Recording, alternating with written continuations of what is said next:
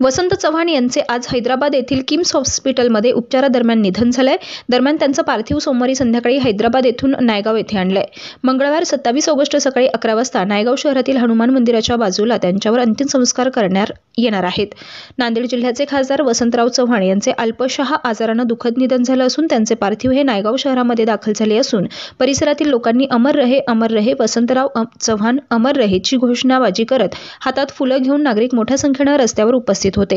उद्या मंगळवारी 11 वाजता त्यांच्यावर अंत्यसंस्कार करण्यात येणार आहेत। तेज वार्ता न्यूज नेटवर्क नांदेड।